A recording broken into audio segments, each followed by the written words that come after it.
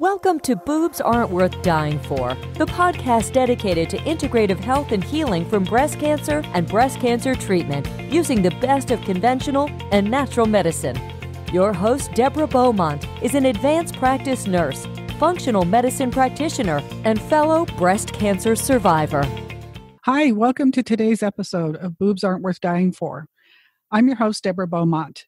Before I get to introducing today's guest, I'd like to take a couple minutes and talk to you about my upcoming group, Beyond Breast Cancer, Reclaiming Your Vibrant Health After You Ring the Bell. This is a group that has been a result of my personal and professional experiences over the last 20 years of dealing with breast cancer.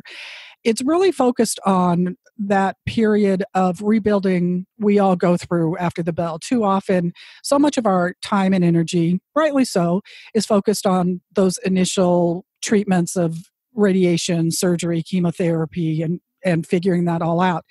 Too often, I find that women feel like they are going to ring the bell and it's going to be over.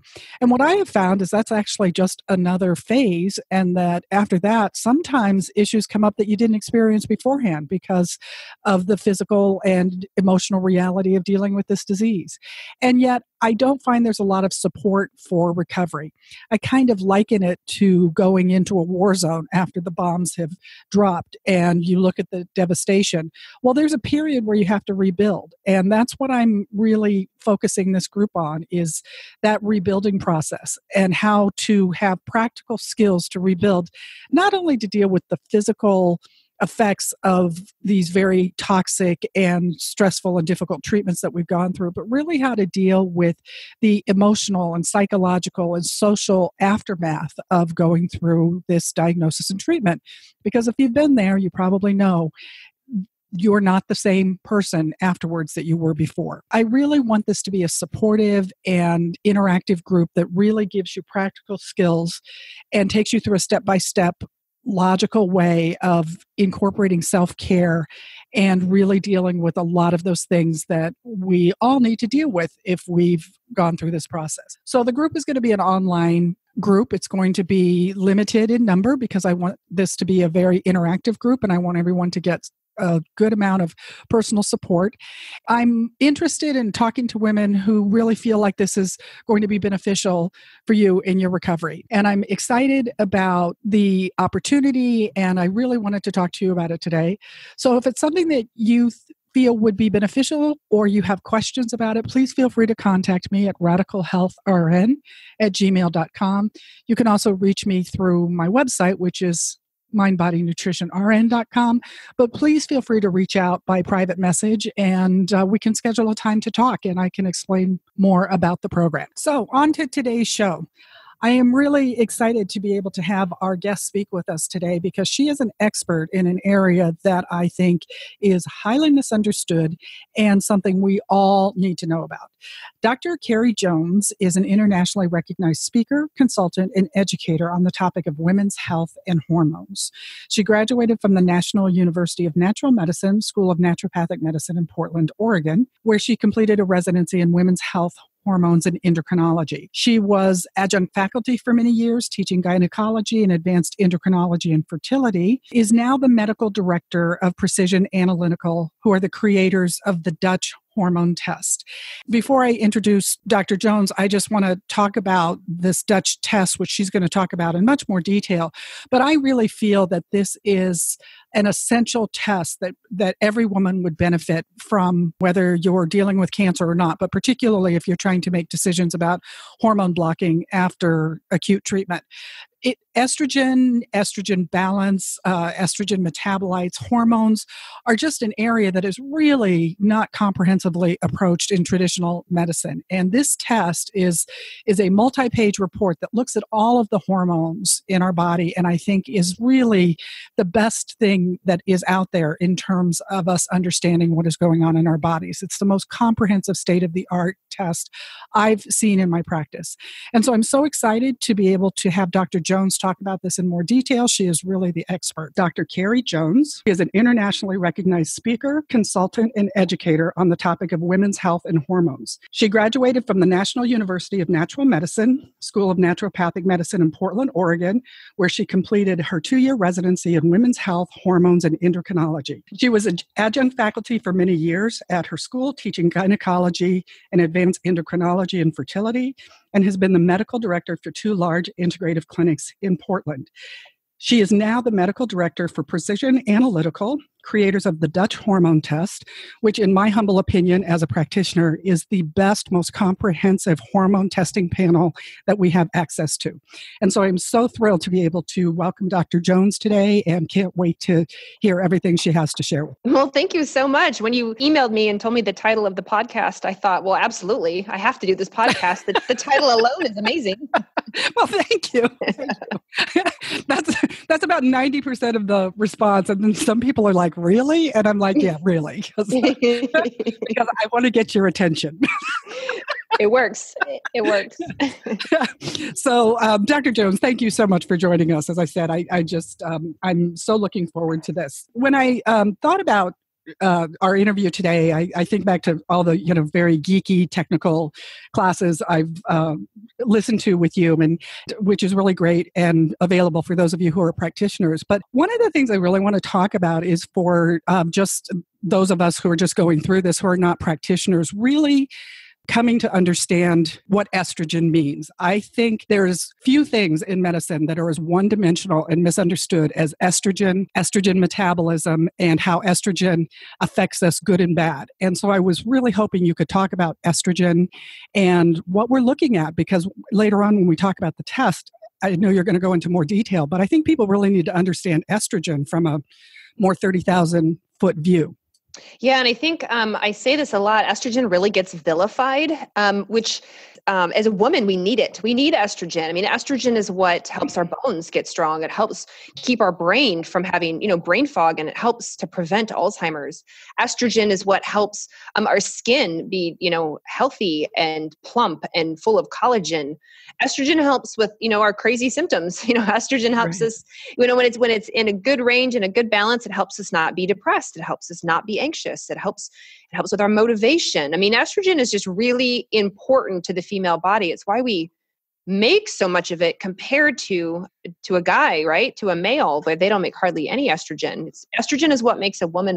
And I completely understand, obviously, given the reason people are listening to this podcast, that many women are probably like, well, except estrogen gave me cancer. I'm like, well, actually, it's estrogen kind of gone rogue. It's estrogen gone wrong. That's coupled with a whole lot of other things that sort of brought it on. But estrogen by itself, man, it's important. And women know this too. When women get estrogen that's too low, especially whether it's from medication that's making it too low, or they're, menopausal, they'll make, gosh, I went into menopause and everything changed. I have hot flashes and night sweats and brain fog, and my skin looks wrinkly overnight. What happened? I'm like, it's estrogen. It's your loss of estrogen.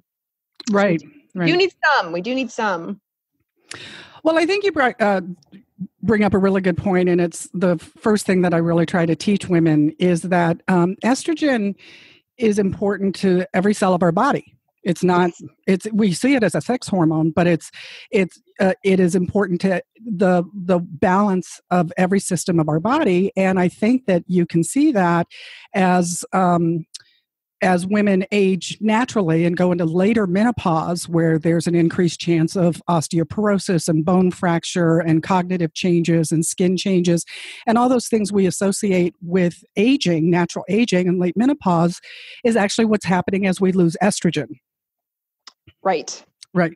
And so when it comes to women who are having to look at estrogen blocking medications, they call it hormone therapy, but it's not. It's anti-hormone therapy. It's estrogen blocking therapy. I think it's an interesting misnomer. But so as women are looking at doing that, and for those of us, for the listeners who are online, I'm talking about tamoxifen, I'm talking about the aromatase inhibitors, which have different mechanisms of action in our body. But as we're looking at taking those, we're looking at bringing on premature menopause. That's what the drugs are designed to do. So all of these risk factors go up. Right. Exactly. And how many women listening or that you've talked to say that? They say, they went through chemo, so they already have all the side effects of chemo, like chemo brain and chemo body. And then on top of it, they go on these medications. And And then they say, I can't recover. I feel worse, or I can't get my brain back, or I'm having all this, bone loss, or now I can't sleep. I have hot flashes and night sweats and vaginal dryness and sex hurts. And Right. this sucks. I'm like, If you can even get to the point of having sex. I know. Yeah, I know. exactly. Unfortunately. I'm so sorry. Right. And one of the things that I know that you can speak to, and probably more as we look at the test more in detail, is that estrogen just isn't one thing. We in our bodies make different types of estrogen, and as we metabolize them, the metabolites have estrogenic effect. So that's where this issue of cancer or less cancer promoting metabolism comes up. But we also have estrogens that are coming into our body that our bodies do not make. And so one of the misunderstandings that I think there is that you can take a single blood test your estrogen level, and know what's happening in your body. Right. Absolutely. And you're just getting what, and there's, like you said, there are several. So when you get one blood test, one time looking at one estrogen, you're missing this huge picture, right? You're missing the 30,000 foot view, which is what you just said earlier. You just get this tiny little screenshot and think, oh, that's where it is. That's where I have to focus. And it's like, no, it's so much bigger than that. Well, and it's interesting because when I try to talk to people about traditional doctor may look at, which is that one blood test, as opposed to a functional practitioner who is looking at all the interconnected interplay of all of these things. I think that is where the rubber meets the road in terms of management. And unfortunately, I don't think a lot of traditional doctors are using the kind of testing that you're an expert and speaker in, which is the Dutch test, or the hormone and hormone metabolism that the Dutch test looks at. I don't think most traditional doctors are doing that.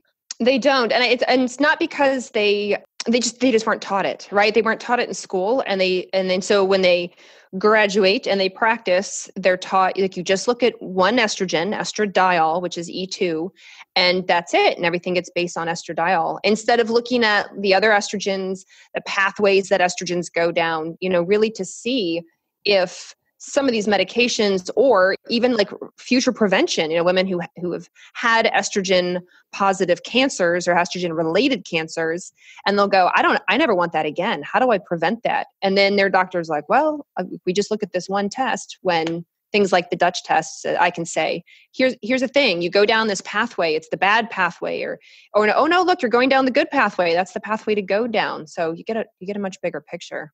One of the nicest things for me as a practitioner, and the first time I had a Dutch test, and one of your consultants was helping me interpret that. It was my own test. He said, "Oh, you must be taking DIM because I see this pathway is working well." I loved that. I love the fact that I could be taking a supplement and doing something, and it could actually be measured, and there was actually objective information coming back that it was supporting me. Fortunately, I'm going down a less carcinogenic pathway, and it's like, great, that's what the whole thing is. So I think that's the beauty of this test, and so I really want to emphasize that this is a beautiful tool. And I really want to take some time here just to let you talk about the many things that this test offers, because it's not even just estrogen and estrogen metabolites. I mean, it actually comes out to be a multi-page report of so many things that can help us make treatment decisions. So I'm hoping you could tell us more about the Dutch test in particular. Yes. So the Dutch, everyone says Dutch test. Is that test for Dutch heritage? Like, no, it's not an ancestry. Maybe, not an ancestry test. It's an acronym. So it's dried urine test for comprehensive hormones. And then everyone says dried urine. That's weird. So instead of getting your blood drawn, or I'm sure a lot of people might be familiar with like saliva testing, where you spit in a tube. This is a dried urine test. And so what you do is you urinate on a piece of filter paper, and you let it dry, and you mail it back to the lab. And from the filter paper, because it's a urine test, we can pull all the hormones, and then we can pull all of these, we call them metabolites, or the hormones as they go through the pathways. We pull those, and we can say, look, here's your estrogen, but here's the direction that it heads. Now, we can do it with other hormones too, like things like testosterone. We can tell you which direction your testosterone is heading, or one of your adrenal hormones, DHEA. And so it's a neat test to get not only your baseline, but like I said, like, where is it going? And if you're not going down the route you should be going, like you knew you were going down the less carcinogenic route, like, woohoo, it was working. Like what you were doing was working. And if it wasn't, if you talk to that doctor it's funny, we only have one guy doctor. So I know who your Dr. Hyatt is talking to. I know. He's like my good friend now. I talk to him all the time. People will say, they're like, well, I talked to a guy. I'm like, well, we only have one, so I know who it is. He's great. I love him. He's amazing. And so that's why he could look at your form, or look at your results and go, oh, yep, look at that. Your DIM is working. And thankfully, the DIM, the supplement you were taking, it works quickly. I mean, it works in like a week or two. It's not one of those supplements where you have to wait 3 to 4 months to see if it'll kick in. Like, we will know right away if it's working or if it's not. Well, and it's really interesting because I think if there's one supplement that women dealing with breast cancer have heard about, if they've gone that route to want to look at supplements, is DIM. But yeah, as I've recently heard you say in an interview, it's not the end all be all. There are so many other things that we need to look at. DIM is not a magic cure for everything, but it certainly helps in one aspect, estrogen metabolism. And this is a fine point that I think that regular doctors don't talk about. We're talking about the estrogen in your body, but your body has to metabolize it in order to use it. And then your body puts off byproducts, and that's, the metabolites, and that's what we're looking at. So the test, this Dutch test, this is a level of specific information and specificity that doctors don't have when it comes to some of these hormone blocking drugs that they're offering. They can't tell you how those are working or measure. I've been reading more about tamoxifen resistance. It's not universally effective for every woman. So, but they don't have this level of specificity to be able to look at this and say, well, this is what your body is doing with it. And yet we have that in the Dutch test. Well, we have a number of women that are on tamoxifen and do the Dutch test. So they're seeing practitioners who are maybe more into functional medicine and oncology. And so they'll say, I have a woman, she's on tamoxifen or some sort of similar medication, and can I do the Dutch test? I'll say, yeah, absolutely, because it's not a zero block, right? Like tamoxifen does not 100% stop all estrogen forever out of the body. So whatever little bit that does get through and can still go down the wrong pathway. So you may be on tamoxifen thinking it's going to prevent future cancer. And while it does block estrogen, the estrogen that you do have that is binding is still going down the wrong pathway. So not only are you on tamoxifen, but now you have to do something about the fact that you're going down the wrong pathway. And maybe if you worked with your doctor and said, hey, look, I'm going down the wrong pathway. Can we start there first? Can we adjust my pathways and then see how things go? Right. Might work for some women, not all women, but might for some. Well, that is one of the beauties of finding somebody who is educated and versed in this test, which is really more often than not somebody who takes a functional medicine approach, because that's what we do. We look at the imbalances underneath. It doesn't mean your doctor doesn't know that or couldn't be educated. But this is something that if you don't get an automatic positive response from your doctor, that doesn't shut down the conversation. You just may need to find somebody more skilled in this. It just may not be where your doctor lives in terms of his knowledge or what they're recommending.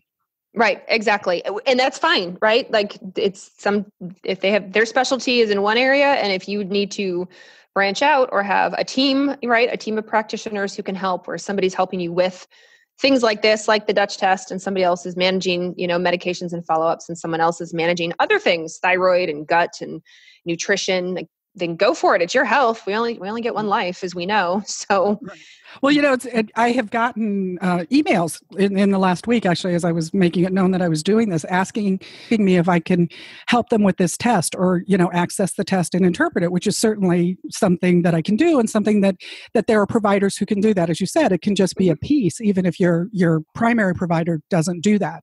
Right. Hopefully they would be open to the information. You learn from it. That's where the rubber meets the road, whether they're open to working in a team, but just feel like this information is so valuable. And I think in the most basic way is that there is nothing that takes your personal sense of power and trust in your body away than getting a cancer diagnosis. Right. The fear and the overwhelm, not only as you're going through treatment and making these life-altering decisions, but even afterwards, that fear of it coming back. There's just that fear that wakes you up in the middle of the night when you have a cramp in your leg and you're like, oh my God, the cancer's back, and it's just so disempowering that if nothing else, just for women to know their own bodies and to know that there are things that I can do. And this test measures that and can tell me if I'm on the right track or not. I just think the peace of mind that comes from that is invaluable. Agreed. Yep, absolutely. One of the things that the actual test covers much more than just estrogen and hormone metabolism, but it also does a really beautiful cortisol profile, which is another highly misunderstood hormone in terms of testing. But I think the other thing is that people don't understand the interplay between adrenal exhaustion, which of course happens as people go through treatment, and cortisol levels and how that's affecting our overall hormone picture and how there's an interplay. It's not that cortisol exists in the right side of my body and estrogen exists in the left side. So we're only that easy. Exactly. But I think that's, I speak as a nurse. I mean, I've looked at, millions of lab tests. That's kind of how it is. Oh no, this is high and low. And it's like, well, but you have to look at how it relates to these other things. But that's just not, in the world of specialists, that's not how our traditional system operates. Right. And I was going to say that a lot of practitioners, a lot of traditionally trained doctors will run maybe they'll run a cortisol. They'll draw your blood and do a cortisol in the morning. And that's it. When in fact, our cortisol works on a rhythm through the day. It's supposed to be higher in the morning to get your booty out of bed and do a whole lot of other things. It's anti-inflammatory. It helps reduce autoimmune risk. It helps with blood sugar. It does a lot. And then it's supposed to drop down through the day. And if you're not testing through the day, most like our test, the Dutch test, and even saliva tests, they have these multi-points where you collect because we need to see what your pattern is. And one of the reasons, especially with cancer, is we see men and women who have a flatlined cortisol, if their cortisol does not spike up in the morning and then drop down, that flatline is a high risk of cancer reoccurrence. Because you don't get that boost, you don't get that anti-inflammation, you don't get that support for your immune system by having the cortisol up in the morning. So sometimes when men, especially prostate cancer, there's good research on it for that. But women with breast cancer, they'll do the Dutch test, or they'll say, "I just finished treatment," or "I'm 2 years post-treatment." And I'll look and I'll go, "Ooh, girl, we have got to fix your adrenals because you're in the whole axis." It's called the HPA axis, the hypothalamic pituitary adrenal axis, because I know per research, it's a higher risk for reoccurrence. So we got to look right. We got to look at the whole thing and not miss it. Well, it's interesting that you bring that up because more specifically, I really focus on working with women who I say are recovering from breast cancer and recovering from breast cancer treatment, because whatever treatment you decide on, it has effects. And like you said, I can think of 3 women very recently who have come into my office, one of them being so exhausted that she barely made it through the 45-minute session. I mean, she looked like she was going to pass out. I was like, but it was this chronic exhaustion, that deep, profound exhaustion. I can't function is probably one of the most common complaints that women have 6 months, a year, 2 years, 3 years out of treatment. For me, that's not only about cancer, but that's really about this adrenal piece, which doesn't get addressed. It's like you've just become a cancer diagnosis. So the first thing, really what I do with everyone is I do a comprehensive lab panel, and I want to see that adrenal thyroid function, because I think adrenal and hypothyroid function is so frequently missed. Yes, and it's so frequently induced. Don't you find by cancer treatment? And so you need the treatment, and then you come out of it, and now those glands are like, phew. Right. They've just been under assault. Right. Yeah, they've been throttled, and now it's like, okay, your treatment is done. You are in remission. Like, go live your life. But you're so tired because nobody's done anything to nourish those glands. Right. Right.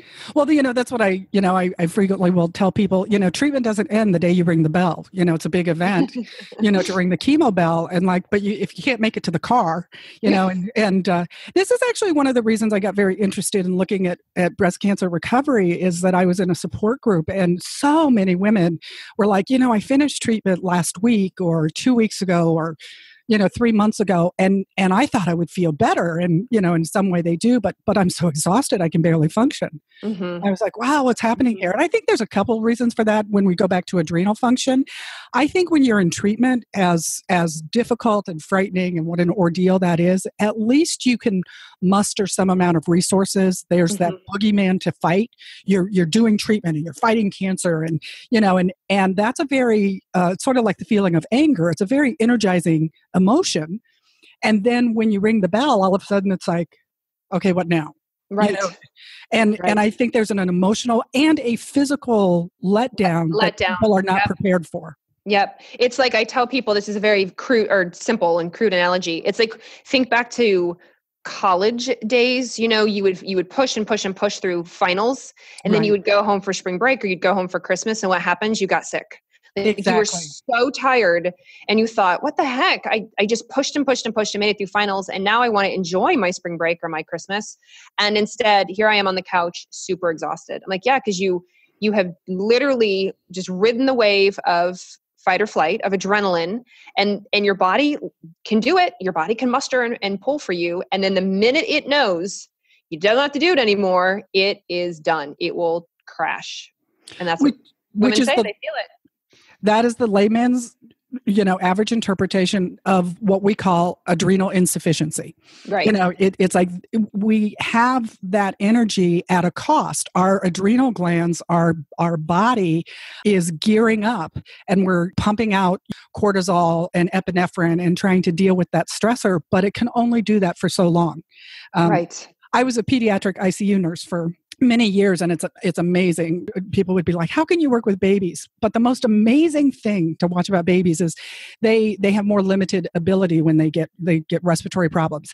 And so you get this little baby come in and they'd just be working so hard and they'd be breathing so fast, and they were amazing at compensating. But literally, when they were done compensating, they crashed. It was from one breath to the next. They could be breathing 80 times a minute, and then it was nothing. And that's what I see happening as women go through treatment, because there are a few things physically and emotionally that are going to push you and challenge your body, like these treatments that we are going through. And your body has this amazing ability to compensate and adapt until it can't. And then when it can't, it crashes big. Yep. And it starts with the brain, because the adrenals only do what they're told. They're not a self-governing gland.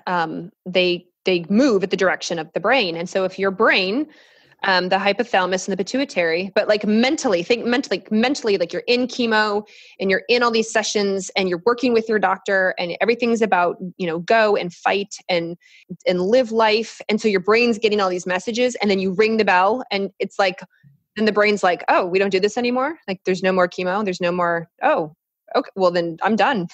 Right. I pushed and pushed and pushed because you told me to. And now you've rung the bell, literally and figuratively. And then it stops. It doesn't stop, but it slows the communication to the adrenals and says, all right, take a break. Like we're done. And unfortunately, symptoms are at stake. We feel tired. Well, that's a wonderful. I'm gonna steal that line from you. Go for it. Adrenals only do what they're told. I mean, that's what a wonderful way to talk about it, to understand what's happening, because you also emotionally have that letdown, and sometimes the depression and the anxiety starts creeping in where you didn't have time for it before. So all of a sudden, your brain is going from fight to I can't move. But that can be the emotional response to everything. Yes. So Absolutely. it just seems like like a tag team kind of thing. So it really goes back to taking this mind-body approach. And the thing about adrenal recovery is it's not just a matter of taking a supplement or changing your diet. It's really about learning to sleep well at night, learning to handle stress, learning to do some simple meditations that help you calm your mind. The thing about adrenal recovery is it's not just take a pill and make it better. But everyone thinks that, right? How many people have come to you and said, I'm so tired. What can I take? I'm like, no, Right. you're so tired. We need to make some serious life adjustments. And I know it definitely sucks, especially coming out of treatment, out of chemo, out of this whole fight thing for, weeks to months. And all of a sudden I'm like, okay, now I need you to rest. They're like, well, that's what I've been doing. I'm like, no, I Right. know. Right. But now you're in phase 2. Like phase 2 is now we need to get your body, healthy again, like regenerated again and rejuvenated. And you have to, just like you said, like you have to get good sleep and you have to eat healthy and you have to say no and you have to set boundaries and you literally have nothing in your bank and we need to put deposits in your bank for quite a while before you can spend them. One of the things I hear frequently is this is sometimes an opportunity and it's sometimes a challenge. That you may have been living your life in a way where you've put everybody else first. It's a very common thing that women do, spouses and husbands and jobs and friends and kids. And then all of a sudden you're put in a situation where not only do you need to put yourself first, but you may not even know how to ask, how to say no, how to say, I can't do that. The expectations of I'm not going to be a good friend or whatever else come up. So it's one thing to talk about it, but for someone who may have not ever been in a position in their lives to put themselves first, I think that's an overused phrase, but really when you're going through cancer treatment, it could literally be when a friend asks, one of the other episodes I've recorded is 10 things not to say to a cancer survivor. They're not helpful, but there are actually things that are helpful. And it's not like you have to, give someone a massage, but make dinner. So, maybe they don't have to make dinner for everyone. There are some very simple day-to-day things that you can do or actually ask people to do that can help take some of that pressure and performance expectation off. Right. Yeah, absolutely. And the other thing that I've had some patients tell me is they've gotten through cancer treatment and then like peripheral people or acquaintance people or, maybe people they knew at work and knew they were going through cancer treatment, but they didn't know all the details. Like once the cancer treatment is done, those people will say, okay, well, now that you're done, now that you're over with treatment, like, let's get you back on this project or let's get you back in this, or let's get you volunteering again at the school. It's like, no. Like if it makes your heart sing and that's what you want to do and it feels very therapeutic for you, then do it. But if you dread it and you think, oh gosh, that's okay, I have to do this, then the answer is no. If it's not a yes, it's a no. Or when are you going to be back to yourself, which means when are you going to start doing for me all the things you used to do for me? Yes. That might be never. Yeah. One of the things that I just wanted to highlight for our listeners that I think is the beauty of the Dutch test when you referred earlier to the multi-samples that you take during the day when you pee on these strips, which the biggest challenge that I actually heard from a client of mine recently is my dog ate the strip. Yeah, I was just going to say, we've had, it's amazing the number of funny things that people call in with. Yeah, my dog ate it. We had one where like my kid took it, my dog ate it. The funniest things. But the one thing, once again, going back to how people approach this, especially when it comes to the kind of cortisol testing that is done in the Dutch and that is reflective of your adrenal function, is that it's really important not just to know what it is in the morning. As you said, it could be flatline, but what frequently happens when you're at more advanced stages of adrenal insufficiency is it may be low in the morning, but it may be spiking at night because your body is just not regulating very well. And that's going to, if you're getting a cortisol spike at 11 o'clock at night, that's not going to allow you to sleep. So it once again goes back to this, are you sleeping well through the night, which is going to affect your overall levels. And it just becomes a vicious cycle, really. I can tell you for anybody out there who are night shift workers, this is a huge issue. I was a night nurse for over 30 years, and I think it was one of the major reasons I've gone through cancer is because it completely shatters your whole internal circadian rhythm for all the hormones in our body. But even to this day, I have to be really careful. I don't work nights anymore. But if I'm up after 11, my body just goes into this automatic, I'm awake till 3 a.m. kind of thing, and this can be one of the most difficult things for people to change. And it seems really simple, but getting people to go to bed and get good solid rest is they're like, no, that's where I do all my work, or the kids go to sleep, or that's when I get my private time. And if there's one thing that people can do to help normalize their cortisol rhythm, it's to really look at what your body is doing. When are you at a low point? Is it at the right time, which is bedtime?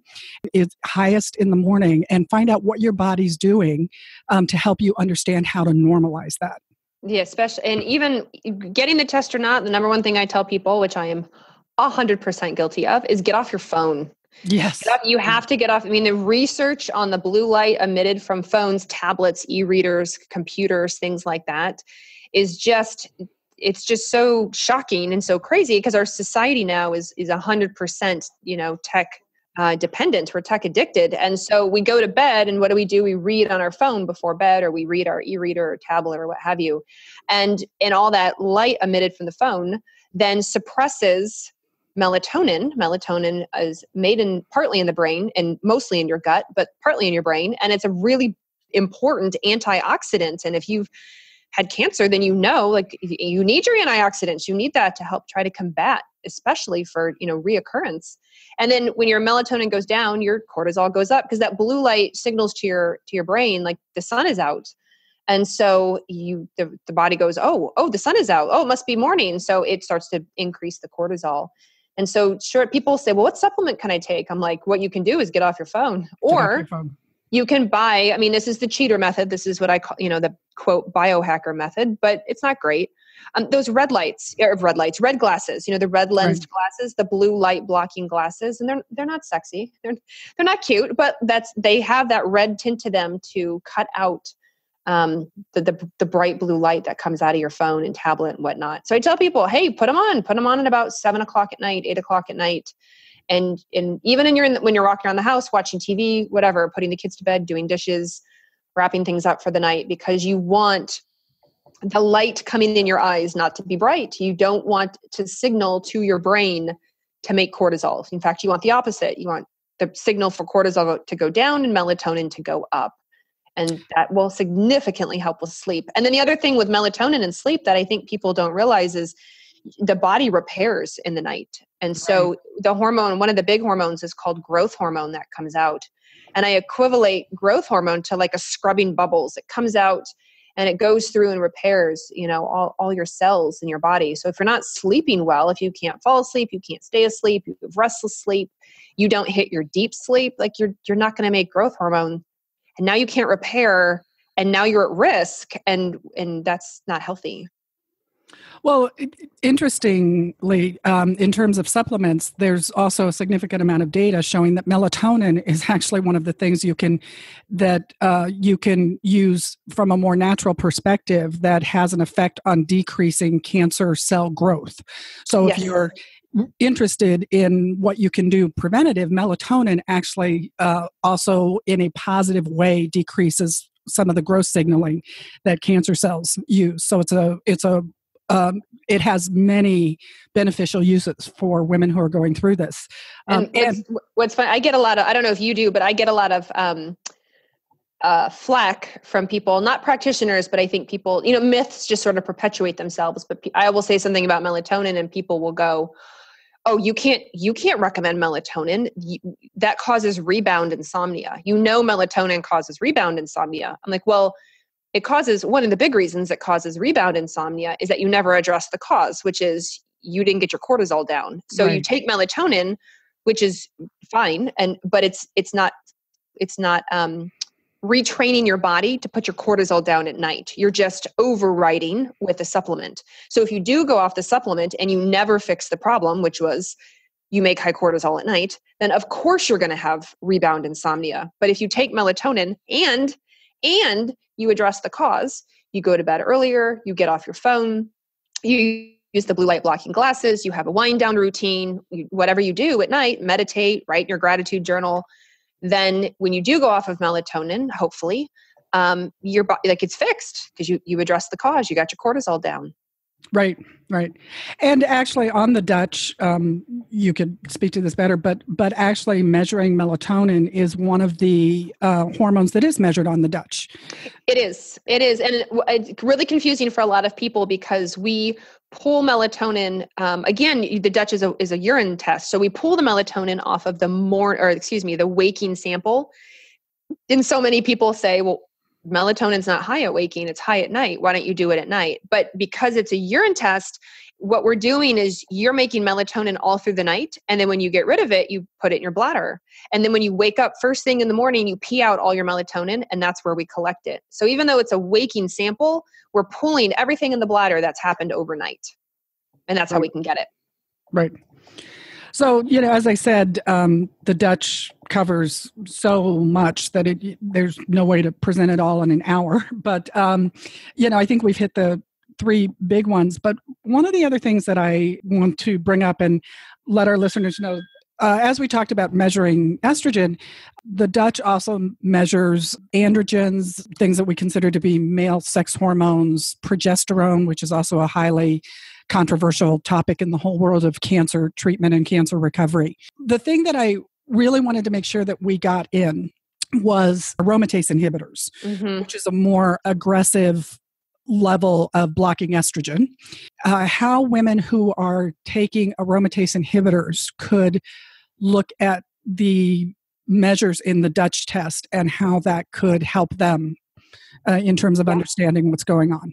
Absolutely. So I'll put that in two parts actually. So first, I'll just briefly explain sort of those pathways I was talking about. So the body makes two main kind of estrogens. E1 is called estrone, and E2, which is called estradiol, and they can convert back and forth to each other.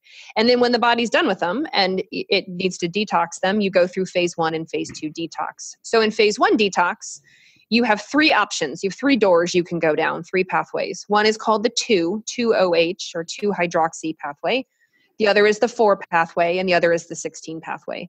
And just like you were saying earlier, the 2 pathway is what's considered the less carcinogenic. That's why the supplement DIM or diindole methane works well. It pushes that 2 pathway.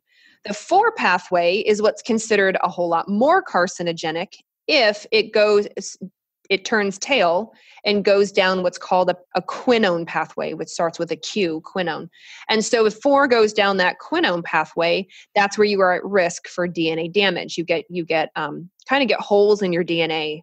And when your DNA repair system can't keep up with the amount of holes that happen, or if the DNA repair system screws up and corrects the DNA incorrectly, then you get DNA mutation and you get a high risk for cancer.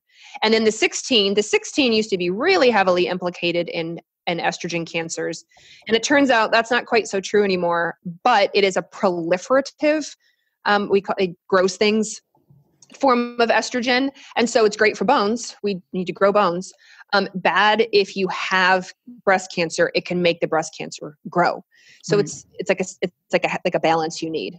So that's phase 1, and then you move to phase 2, and phase 2 is where the body makes it water soluble, which is so you can get rid of it. So you can either out in your stool or out in the urine, and then it's neutralized. Once it goes through phase 2, it's neutralized, and poof, it should be gone. Hopefully, get out of the body.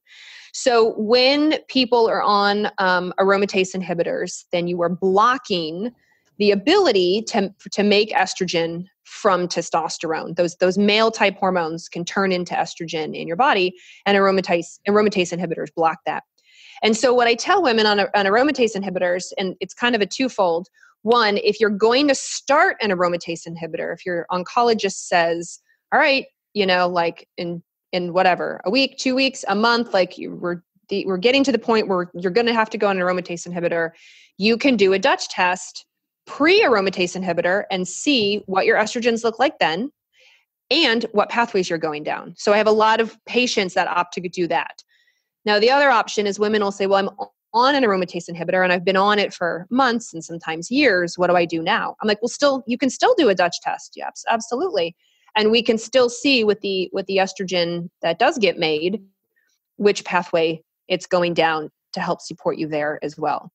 Now, some will ask, can I stop my aromatase inhibitor? Can I stop it and get, quote, a baseline and see? And I'm like, you can, but you got to work with your oncologist for that, because you have to stop it usually for a couple weeks. At least we generally say a couple weeks to a month, because we need you to get back to, we need the aromatase inhibitor essentially to wear off, is what we need it to do.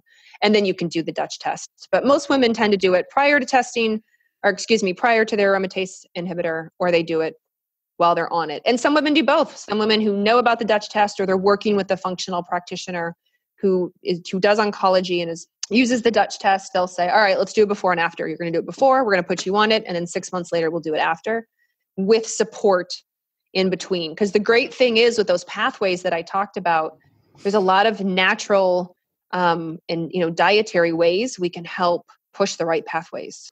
DIM being one. yeah, DIM being one of them. DIM being one of them, but it's not the only one. And don't everyone listening run out and buy DIM, because there are some caveats to DIM. There are, and make you worse in some cases. And you want to add Brussels sprouts too, but that's my favorite. And flaxseed, broccoli, and broccoli sprouts, yes, and Brussels sprouts, which my challenge this month is to find many different ways to prepare Brussels sprouts. So, they're my favorite. I love Brussels sprouts. I do too, and but figuring out yummy ways to make them, it's been kind of fun. But I could actually eat them and do eat them several times a week. And so many people just like, nah, Brussels sprouts. But I had a friend who used to call them turtle heads. I'm like, doesn't help. So yeah, that's true. Well, and the other really good thing is, the broccoli, like you were saying, broccoli, kale, Brussels sprouts, that's all in a family called cruciferous vegetables. And the cruciferous vegetables are high in that DIM, that supplement, the diindolylmethane. But broccoli sprouts themselves, so sprouted broccoli seeds, are high in a different constituent. So they're actually high in these two enzymes. One is called glucoraphanin and the other is called myrosinase. And when they combine, they magically form this other enzyme called sulforaphane. And sulforaphane helps stop the 4 pathway. So while DIM will shift you towards the 2 pathway, broccoli sprouts and all these little ingredients in broccoli sprouts, sprouted broccoli, will help block the 4 pathway. You actually have a genetic SNP called quinone reductase, or QR, and QR makes the enzyme quinone reductase, and sulforaphane helps promote that to stop your 4 pathway. Right. So it's a good one, and it's really helpful for sort of all things estrogen. So heavy periods, tender breasts, PMS. So women who still have those symptoms, it can be helpful. Right. I've just recently had so many women contacting me with PCOS, which I think is becoming like the most, second to, PMS, becoming such a common problem. And it's really looking at this whole pathway and regulating that. And you kind of referred to a couple things that I just want to highlight for our listeners. This comes up a lot about aromatase inhibitors. So I just want our listeners to understand aromatase is an enzyme in our body that converts testosterone, that traditionally male hormone, into estrogen. And there are a lot of things that affect that, but that doesn't happen in the ovaries. That happens in fat tissue. It happens in other places in our body. So for women who are going through saying that they're going to have a hysterectomy or have their ovaries removed to control their estrogen production, that's where the bulk of our estrogen comes from when we're premenopausal. But when we go through menopause, that's not where the bulk of it's coming from. And actually, a bulk of where it's being produced is back to our lovely adrenal glands. So once again, really important to understand that cortisol connection, because the burden of proof now goes to the adrenal glands. And if we're in adrenal insufficiency, that's not going to work really well. And aromatase inhibitors really act on that enzyme that really comes from fat tissue. So it doesn't really act at the ovary level. And I think most people just assume estrogen is coming from our ovaries. And at a certain point in our life, it is, but it changes. And I think that's important for people to understand. And one of that same, I just wanted to add a little pearl for people. That's also the reason that unfortunately women tend to gain weight around menopause, because it's a very, I say old. It's a very old, built-in thing that our body does that to always give us estrogen. Is it says, oh, you're heading into menopause. I know this. So I'm going to give you an extra, 5 to 20 pounds of fat around your middle, because you can use aromatase to make estrogen in your fat tissue. Now, unfortunately, this very old, sort of built-in female body thing that happens does not take into account your current weight. So if you already have a little bit of fat around your belly, like it doesn't take that into account and say, oh no, she has fat. Like we don't need to make more. Yeah. And it does not take into account other estrogens. So like the fake estrogen that are in our environment, like from plastics and things like that. It doesn't take that into account either. It just says, oh, she's getting to the age where I know she's about to be menopausal. Poof, let's put on 15 pounds on top of what you already have. It's super not fair. And when I am goddess of the universe, I will change it. You are goddess. But I can't change this one thing. And that's the one thing I want to change. not the one. There's many things. But so that's why when women go, why did I gain all this weight? I changed nothing. I'm like, because you make estrogen out of it. And it's a primitive thing that's in your body. That's the body says, well, you need estrogen to maintain your femaleness. So we're going to put weight on. So you maintain your femaleness, except we tend to already have extra fat. And we have even abundance of estrogen in our environment. Like we don't need extra estrogen. We're good. Well, I think it really comes back to, where we started this, which is the essential role that estrogen plays in our body. It's not just something that affects our periods and our sex drive. It plays a role in every part of our body, and it's essential. And this is how our bodies operate to make sure we have that essential hormone.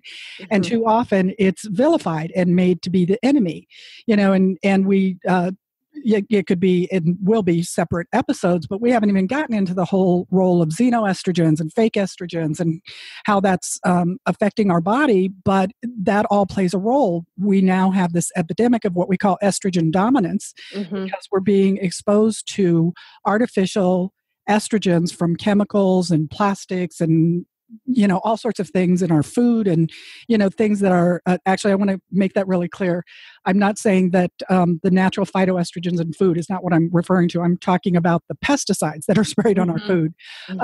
And so there's this whole estrogen dominance thing. So like in my personal case, I think I told you before we started, I was told in the midst of my treatment, well, your estrogen level from that one morning blood test is high. You should have your ovaries removed. And I was like, I'm not doing an elective surgery on top of everything else. But now, I didn't understand all these nuances at the time. And now I understand that even if I had gone through that, it would have made my experience of menopause that much worse because it really would have been shocking to the body. But it wouldn't have fixed the problem anyway because I deal with weight and, I would still be making estrogens. The estrogen they were measuring that was so high, I was already in menopause. So it really wasn't an ovary production. It was coming from fat and from other sources. So for women who are looking at that and their doctors are like, well, go and have your uterus and your ovaries removed, that may not fix the problem because that's not where it's being produced when we're in menopause anyway. Right. And that is really one key difference, I think, between traditional medicine and what you and I are talking about in this functional realm is really understanding that process. And I don't know all the reasons for it, but this is not how doctors approach this. This is not how they're trained. And they just may not even understand these nuances that we're talking about. Right. Well, and unfortunately, it's like basic physiology. It's amazing the number of times working for this lab that I explain physiology to provide practitioners, right? Whether it be a doctor or physician's assistant, nurse practitioner. And when I explain it to them, they're like, oh yeah, I had a class on that. I'm like, I know it's just not hammered in for you in school because everything is surgical or medication. So if you have a thyroid problem, you don't need to understand the nuances of how the thyroid functions in the body. All you need to know is what dose of thyroid medication to put them on. And it's sort of the same here, or at least right? That's what they believe. Right, exactly. But that's what they're trained. That's what they're trained. Exactly. But if I were to say like, well, can you actually explain thyroid physiology to me? They're like, ooh, yeah. Like I had that class. I'm like, I know. And this is really where there's a split in the road, depending on how someone chooses to approach their health from traditional standpoint. And for better or worse, like, I tell people, if you're coming in and you're having a heart attack, I'm not going to prescribe an herbal tea. I'm going to send you to the emergency room. There are, when you get a new cancer diagnosis, you need that medical information to make an informed choice. It just may not be the only information, right. And there's a time and a place, right? There's a time and a place. Right. And unfortunately, we live in a world, I mean, I was telling my husband last night, I'm of an age where, I remember Marcus Welby being on TV when I was a kid. Probably you don't, but I do. And we're trained in this.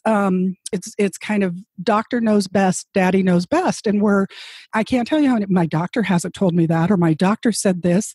And it's just the hardest thing in the world to explain to someone, this is a very specific one view opinion without, I'm not trashing doctors. They are knowledgeable in what they're knowledgeable about, but but this new understanding of the body. I mean, when I think in the last 20 years, in just, as an ICU nurse, what we've come to understand about psychiatric care and medications and these antidepressants that are so common, and how they're affecting us, and how we've come to understand this new frontier of the hallmarks of cancer, which was originally published in like 2000. It's less than 20 years ago, but it revolutionized our understanding of how cancer operates in our body.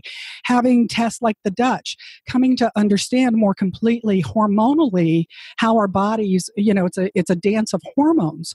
All of that is kind of like the cutting edge, but that's not how a lot of practitioners are trained. And it's not bashing them, it's just not how they're trained. And so I really support people having like an integrative team, finding the resources that help them, and still using their doctors, but just understanding they may not have the answer for everything. Right, exactly. And the same goes for the people listening, which I'm sure you have encountered this, where they are the extreme opposite, where they're like, oh, I will never see a doctor. I will never do, I'll never do radiology or radiology. Radiation. Yeah. Radiation. Oh my God. Yeah. I'm like, what's the word I'm looking for? It starts with an R. Radiation. And that's fine, right? To each their own. But in a couple months ago, where I was actually with Corinne, who we were emailing about, I was at a conference in Hawaii. I was in Kauai, and Kauai is lovely and it's amazing and wonderful, but there's not a lot of resources in Kauai, and I got severe flu. Oh, yeah. And I had to fly home, and it was, it's a 6-hour flight from Kauai to where I live in Portland, Oregon. And I ended up in the ER the day I was to fly home. And I took everything they gave me. I was like, yes, yep. And they said, I'm a naturopathic doctor. This is what I do. And they were great. They were like, asked me, we want to give you this. We want to give you this. We want to give you IV fluids. Are you okay with that? I was like, yes. Yeah, I'm throwing up everywhere. I'm super dehydrated. I have to fly home. I will take anything you give me to get me home. Absolutely. And I had posted about it on social media, and a couple of people were like, I can't believe you would take those medications. That's so not against your nature. You should have gone to Whole Foods and gotten, ginger or charcoal or what have you. And I thought, okay, I had the severe flu for one. I was vomiting everywhere for 2. 3, there's no Whole Foods in Kauai. I can tell you that. And how was I supposed to go get it? Right. Right. Right. Good for you. I'm glad you travel with all Whole Foods in your back pocket, but right. I'm sorry. At the moment, I needed standard medical care. That's what I needed. I did not need alternative or holistic or integrative care. And I knew I could just clean it up when I got home. I would just figure it out, but I had to get as home. I said, if you're having a heart attack, it's not the time to take an herb, and by the same token, this is the dance that goes on in my head all the time, because I am an ICU nurse at heart. I've taken care of children critically ill who died because they had bacterial infections. If you have bacterial infections, antibiotics exist for a reason. Right. And that's why I call myself an integrative practitioner, because I don't believe in either one of those extremes. They're equally as limiting. I tell people all the time, there's a reason that our lifespan is now 80 and not 40. And that's because we have Western medicine. At the turn of the century, we had only holistic medicine. I mean, there's a lot that we need when it comes to Western medicine. It's just that it's not the only answer. And unfortunately, Western medicine practitioners can be very close to anything different. But as you said, alternative practitioners can take the attitude that anything Western is bad. And right. I find that equally as limiting. There's a time and place. And once again, back to my position, the more educated you are, the more you can be an advocate for your own health and what you need, and make an informed choice. And I'll have to say in the same line, this is my own personal bias, so maybe I'll get emails about this. But when I hear some of these cure your cancer by frozen lemons things going on, My first question, and this is truly cynical, and yeah, I'm still a little bitter. Okay, my first thought is, really, have you had cancer? Are you this person who's advocating this? Are you putting your life on the line? Because I think that that's just a piece of this. When you get diagnosed, you have cancer. It's like when the loaded gun is pointed at your head, and all of a sudden, everything is much more stark. It's not just a theoretical discussion about what's the best treatment for cancer. It's like, is what I'm doing going to kill me? Or if I don't do this, am I going to die? And those are very different questions. And if you're not someone who's ever known that cold, hard reality, then your opinion is just your opinion, and more power to you. Mm-hmm. You know? And I don't know a lot. I mean, I know some people who would love to go completely alternative in the face of cancer, because we all know cancer treatment sucks. Mm-hmm. Use my language. But the fact is I don't know many people who are so sure of their position that they're willing to walk away from Western medicine. They're looking for some way to get through it as healthy as possible, with as few side effects, and to make the best decisions possible. And the fact is, Western medicine doesn't have the answer, and alternative medicine doesn't have the answer. And so that's why having, this podcast and having you on here today, it's my greatest hope to really empower women with the knowledge to be able to, say, hey, wait a minute, I heard about this test, this Dutch test. What's happening to, my estrogen metabolism? And if your doctor doesn't know, then it's like, well, then, I'm going to find out and I'll bring this back to you. Or hopefully your doctor will be like, I'll learn about that. But if their response is, I haven't heard about it, so don't do it, that's not adequate. Right. And unfortunately, that seems to be a lot of responses to anything. People will say, I've heard about, should I try going anything gluten-free? Should I try being gluten-free? Should I try this supplement of DIM or broccoli sprouts? Well, I don't know anything about it. So, no, you shouldn't. It's like, no, hold on. If you don't know anything about it, then how can you cast an opinion like that? Well, I think, in the work that I do, this comes up with supplements. I actually had an oncologist tell me recently, I don't have a problem with what you do, but don't interfere with my chemo. I'm like, your chemo? I was being a little tongue in cheek, but, as I tell people, I was a bossy ICU nurse. And I was like, I didn't know you were on chemo. That's and he's like, oh, no, I mean what I'm prescribing. And it's like, oh, the patient's experience is what you're talking about.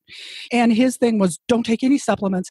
Well, we have clinical evidence that supplements, nutrition, that these things make a difference in the growth, the acceleration. And I'm not talking about cure. It's always like, is this going to cure cancer? Maybe, maybe not. I don't know.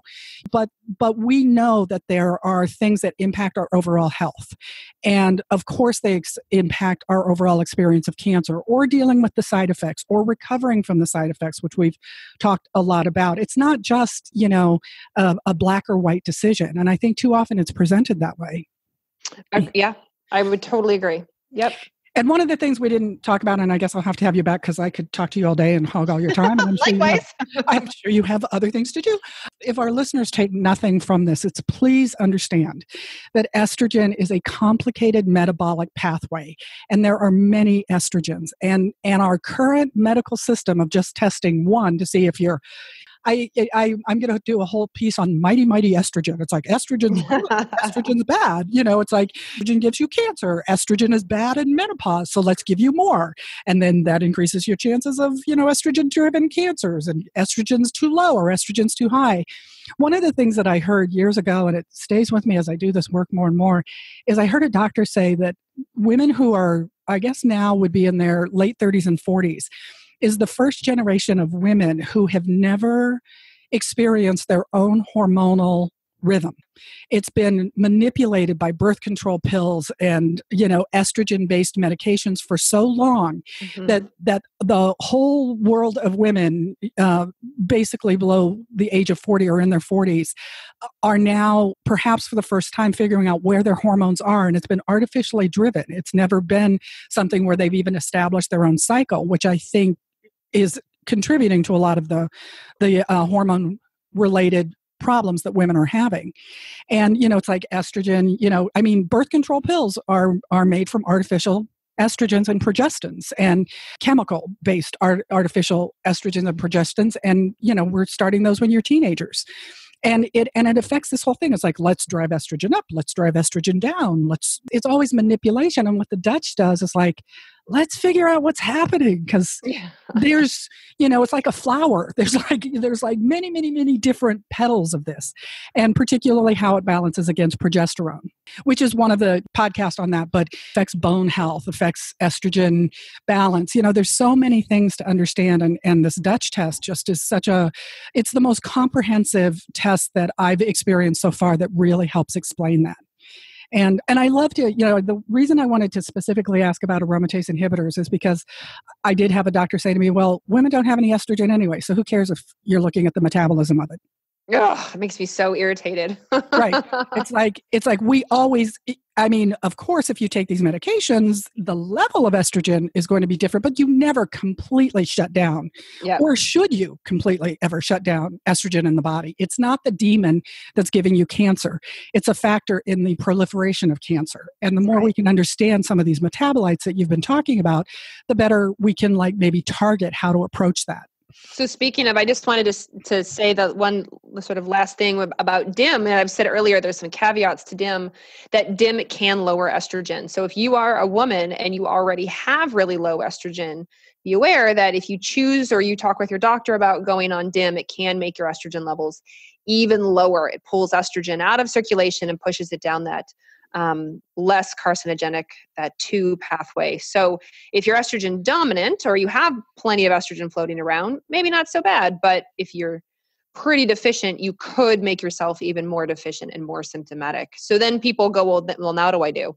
So I'm like, well, I talked about that phase 2 for the ability to get the body from phase 1 over to phase 2, which is where it neutralizes it. And there's a number of supplements that help encourage the phase 2 movement. And so I tell people, instead of DIM, focus more over there on phase 2, or focus on the gut. That's another big one. Your body gets rid of estrogen through your poop also. And if you have, a lot of, IBS and constipation or, gut issues, then you're going to have a really tough time clearing out your estrogen, especially if you're a low fiber diet, or you have a really strong history of antibiotic use, because you've killed off all your good gut bacteria. If you work with your practitioner to get your gut healthy again, especially post chemo and even radiation, that can make a world of difference as well. Yeah, it's funny. I just had a colleague of mine, and she works in the field of women's hormones. She just called me a couple days ago for a consult, and she's like, I have this woman, and her estrogen is so low, and one of her practitioners has her taking a ton of DIM, and I think it's driving her estrogen to be non-existent. And my friend is going to love hearing you say that. Oh, we talked about, but it just goes back to that thing that just because it's natural doesn't mean that it's always the best thing for you or right or whatever. It's, natural supplements have effects too. That's why we take them. And if you're not using them correctly, that can be giving you something that you shouldn't be experiencing. Again, coming back to the beauty of this test is I think you have a phrase, and the woman that I study with has a phrase of test, don't guess. Mm-hmm. This is, I think when it comes to the whole world of breast cancer, hormones are really the base conversation. So, this test, in closing, I want to talk a little bit about the test, which is, it's called the Dutch test, as we've talked about, and people can access that. You can find a practitioner who provides it. I actually do that testing for people. And they should call you. Yeah. And then I call you or your other doctor, I do that frequently because it's so multifactorial that, I'll be looking at something and then, you or the doctor that I frequently talk to will bring up something and I'll be like, oh yeah, because there's always something to learn. But this is just, I think that every woman going through this would benefit from doing this kind of testing. And I have to say that I don't know many insurance companies that pay for it, so it's an out-of-pocket test. But what I tell people is, when you look at your allocation of resources and look at what's going to move you further down this recovery path, this, if nothing more than a baseline, gives you such important information. It just gives you a place to start instead of trying to guess, is this going to help me or is that going to help me, or somebody sent me an article to take this or that. I do want to mention that the Dutch test keeps growing in terms of the information that it gives. So I'd like, in closing, for you to be able to tell us about, how people can access it, your information, and some of the stuff that you're doing moving forward in terms of making the Dutch test even better. Yeah, absolutely. So our website it's easy. It's dutchtest.com, all one word, dutchtest.com. And everything on there, all our education, all our videos, our webinars, everything is free. So even if you don't have any kind of health background, you're just getting into this and want to learn, you are more than welcome to watch anything, flip through anything, read the blog, and just learn. And if you get a test, if you order a test, even the educational videos where we explain what the test means. We don't explain treatments because we're a lab. We're not a treatment facility.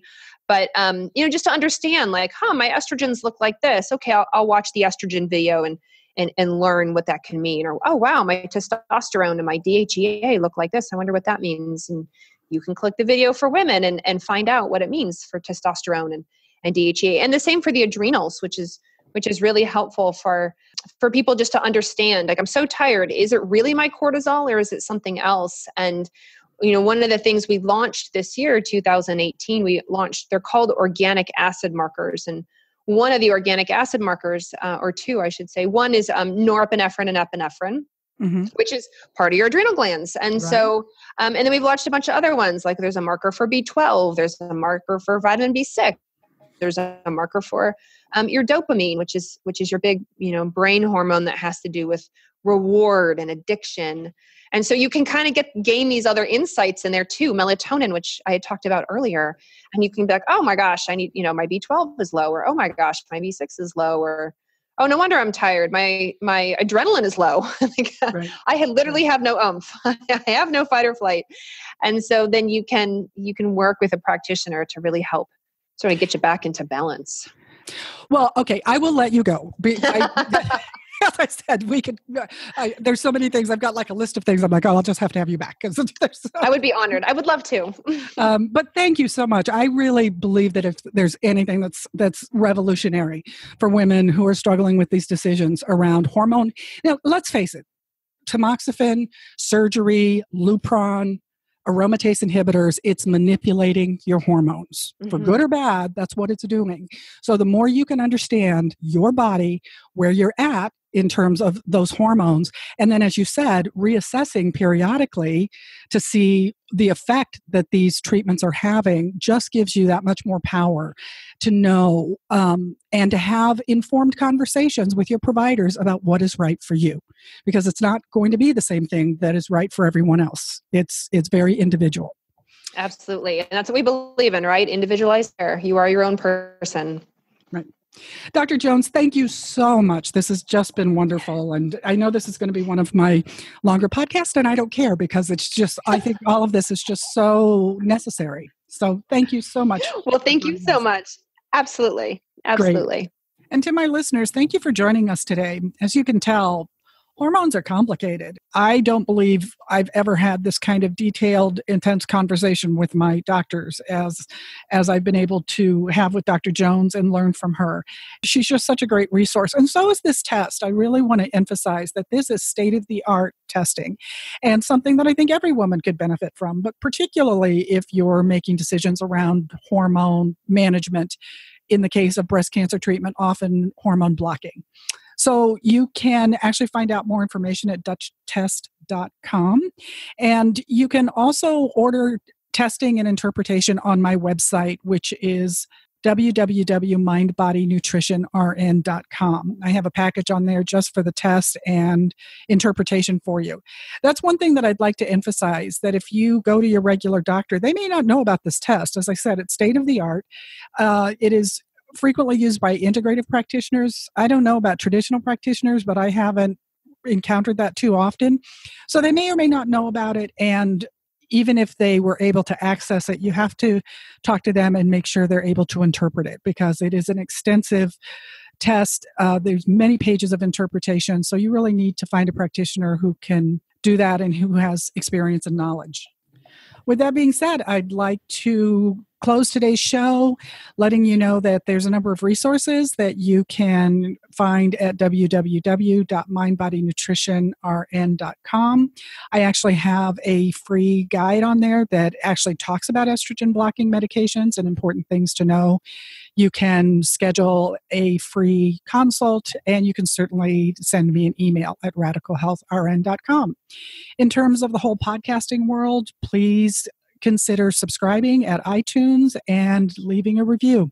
It helps in the whole iTunes world business that I don't know much about, but that's what I've heard anyway. So thanks for joining me today, and until next time, take care. Thanks for listening. If you have questions or feedback, you can reach Deborah at radicalhealthrn@gmail.com or her website, www.mindbodynutritionrn.com. You can also find us on Facebook under Boobs Aren't Worth Dying For. For future episodes, subscribe on iTunes, where you can also leave positive reviews. Until next time.